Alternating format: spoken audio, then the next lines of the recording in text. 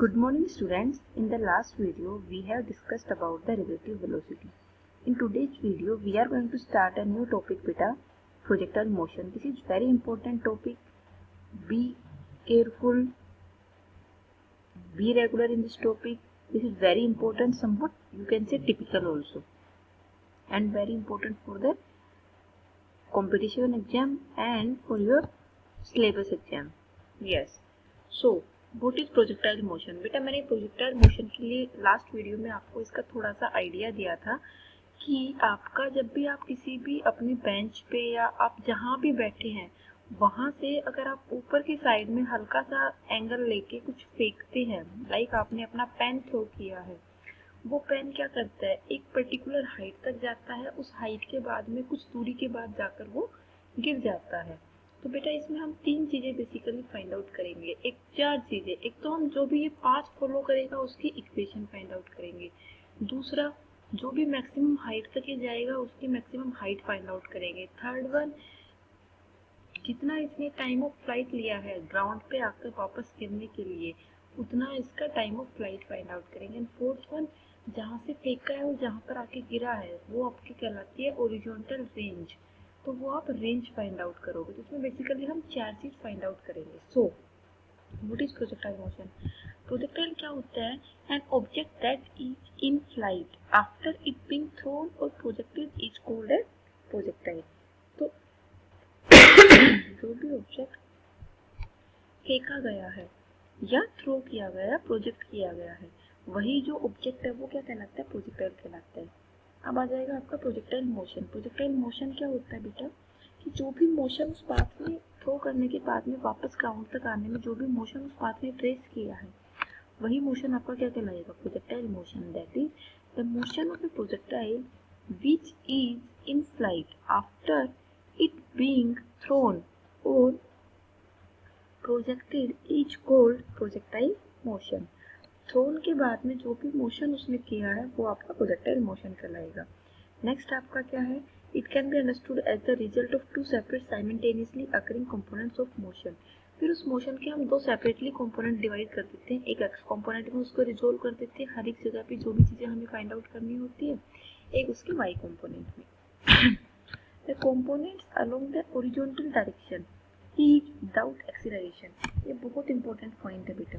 Acceleration के along जो component होगा उसमें एक्सीलरेशन नहीं होगा। एक्सीलरेशन जीरो है तो वेलोसिटी कैसी हो गई? कांस्टेंट हो गई। मतलब ओरिजोनटल डायरेक्शन में पार्टिकल की वेलोसिटी कैसी रहेगी? कांस्टेंट रहेगी। लेकिन वर्टिकल डायरेक्शन में आपका क्या रहेगा? ग्रेविटी तो रहेगी रहेगी, तो ग्रेविटेशनल एक्सीलरेशन उसके ऊपर रहता है, तो वर्टिकल डायरेक्शन में उसके ऊपर एक्सीलरेशन रहेगा। लेकिन ओरिजोनटल डायरेक्शन में पार्टिकल के पास कोई एक्सीलरेशन नहीं रहेगा, तो पार्टिकल की वेलोसिटी भी ओरिजिनल डायरेक्शन में each and every moment motion में सेम रहती है। आगे बढ़िए। The component along the y direction is without constant is with constant acceleration under the influence of gravity. भाई ग्रेविटी के अंदर ये रहता है। In our study the air resistance is negligible. हम जब ग्रेविटी की बात करेंगे तो बेटा हम एयर रेजिस्टेंस को नेग्लिजिबल कर देंगे। The acceleration due to gravity is constant over the entire path of the projectile. जो ग्रेविटी है वो आपकी कांस्टेंट रहेगी 9.8। अब हम इक्वेशन ऑफ प्रोजेक्टाइल मोशन की बात करते हैं।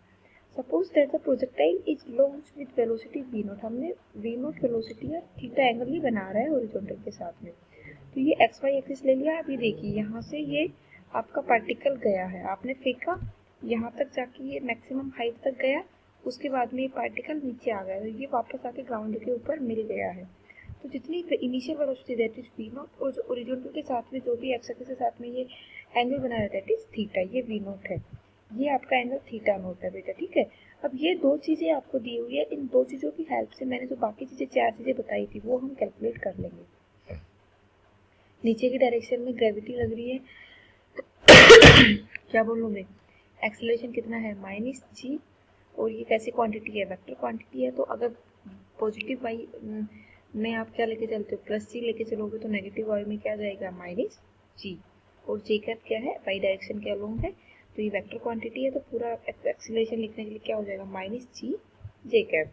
Next, acceleration acting on the projectile is due to gravity which is directed vertically downward, so a vector will be equal to minus of g j cap, or you can say ax is equal to 0 और ay is equal to minus of c। ax 0 है क्योंकि वहाँ पर कोई acceleration नहीं है, particle की velocity constant रहेगी throughout the motion in horizontal direction. Components of initial velocity are v naught x और v नोट y हो जाएगा आपका। ये देखिए ये हॉरिजॉन्टल डायरेक्शन का vy, ये vx, तो ये कितना हो जाएगा v नोट cos थीटा। ये कौन सा कंपोनेंट हो गया आपका horizontal, v naught sin theta. ये कौन सा कंपोनेंट हो गया आपका vertical component. So v naught x is equal to v naught cos theta, v naught y is equal to v naught sin theta.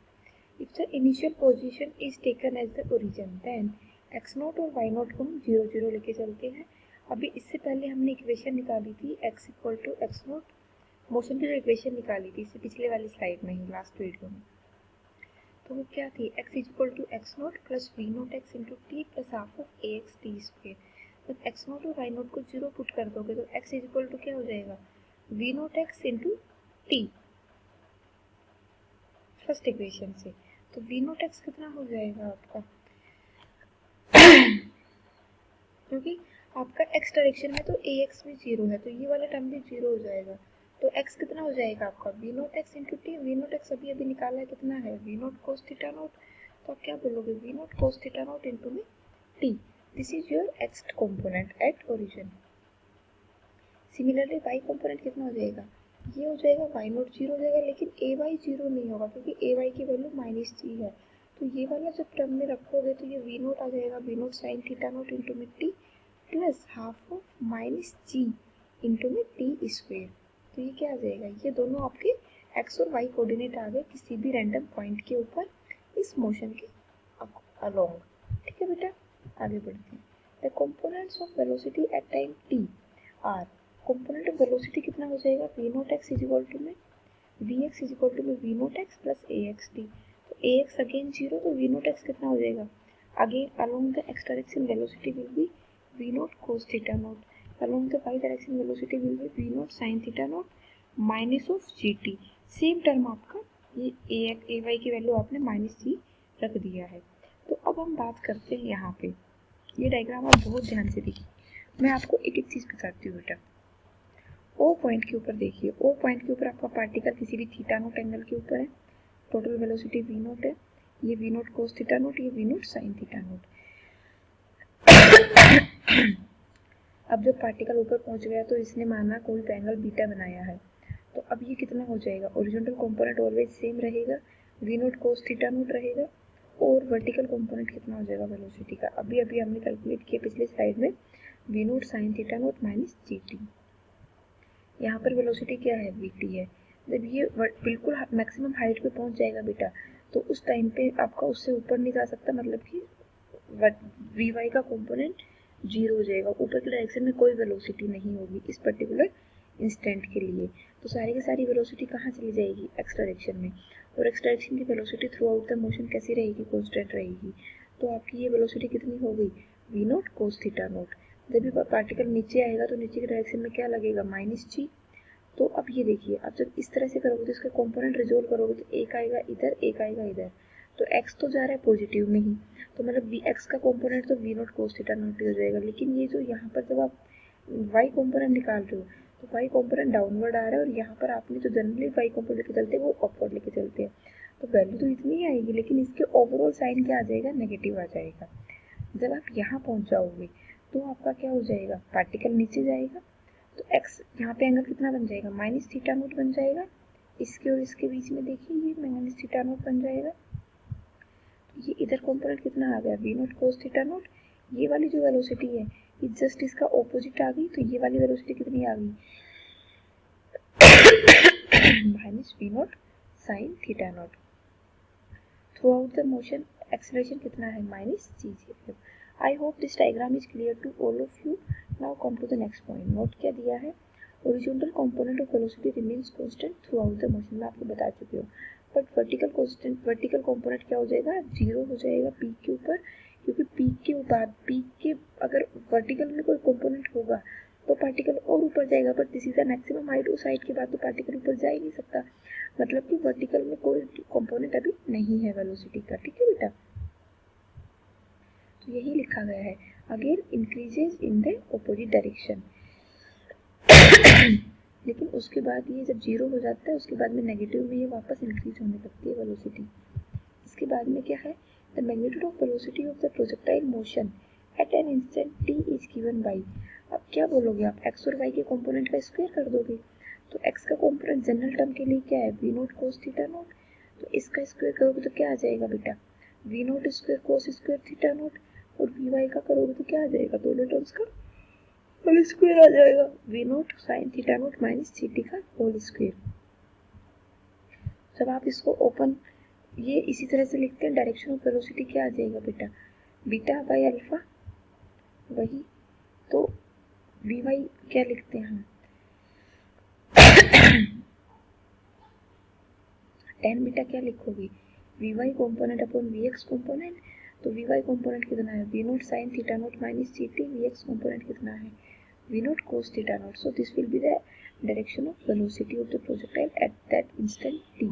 Okay, now come to the next point, equation of path of a projectile. ये तो अभी हमने velocity निकाली है, उसकी direction निकाल ली है। अब हम पाथ की इक्वेशन निकालते हैं। पाथ की इक्वेशन के लिए हमें पहले एक्स और वाई निकालना होगा। शेप कैसा है, शेप फाइंड आउट करने के लिए मैथमेटिकल इक्वेशन फाइंड आउट करते हैं। बेटा जब आप मैथ्स में कोऑर्डिनेट पढ़ोगे तो आपको पता चलेगा कि ये जो इक्वेशन आएगी ये आपकी पैराबोला की इक्वेशन आएगी। तो शेप के लिए हम सबसे पहले इसकी इक्वेशन निकालते हैं। तो x के कंपोनेंट ये आ गया, तो जहाँ से हम t निकाल सकते हैं कि ये x upon v naught cos theta naught है।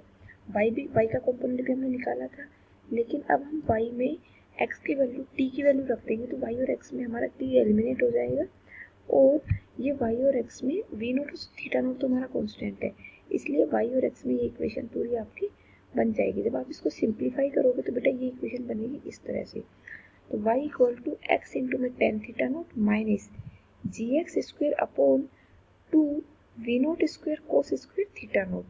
ये आपकी इक्वेशन बनी किसकी, x और y में।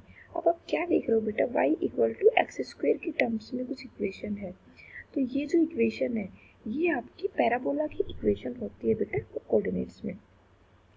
इस इक्वेशन में आपका जी थीटा नोट और वी नोट तो कांस्टेंट है, तो अगेन जो अब जो इक्वेशन है वो किस फॉर्म में आ जाएगी, y equal to a x minus B x square. और ये जो फॉर्म है ये आपका क्या हो जाएगा, पैराबोला का फॉर्म है, जहाँ पर a equal to tan theta naught है, b equal to g upon 2 we naught cos theta naught का होल स्क्वेयर है। तो इस तरह से हमने ये हमने क्यों पुट किया है बेटा A x minus B x square, ताकि हमें ये किस टाइप की इक्वेशन है उसको आइडेंटिफाई करने के लिए हमने ये वैल्यूज ए और बी के टर्म्स में पुट कर दी है। The above equation is the equation of parabola, therefore the path of projectile is a parabola. So जो प्रोजेक्टाइल का पाथ होता है वो हमारा पैराबोला है। अब हम time of reach, maximum height and maximum time of flight of a projectile, maximum height कितनी देर में प्राप्त करता है और टोटल टाइम ऑफ फ्लाइट क्या है ये हम कैलकुलेट कर लेते हैं।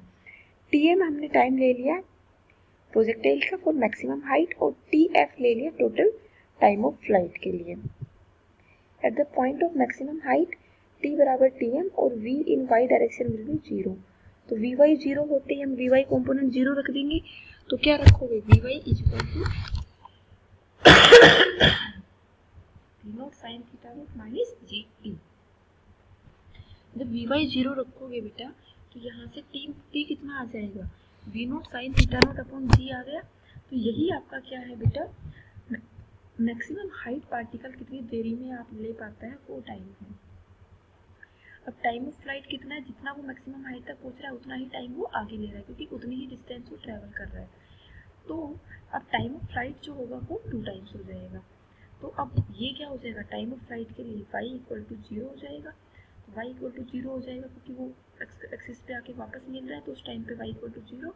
तो हमने ये रख दिया, यहाँ से आप टी एफ की वैल्यू निकालोगे 2 V naught sine theta naught upon G. तो हम क्या देखेंगे कि टाइम ऑफ फ्लाइट है वो 2 टाइम्स एट मैक्सिमम हाइट के लिए जो टाइम था उसका।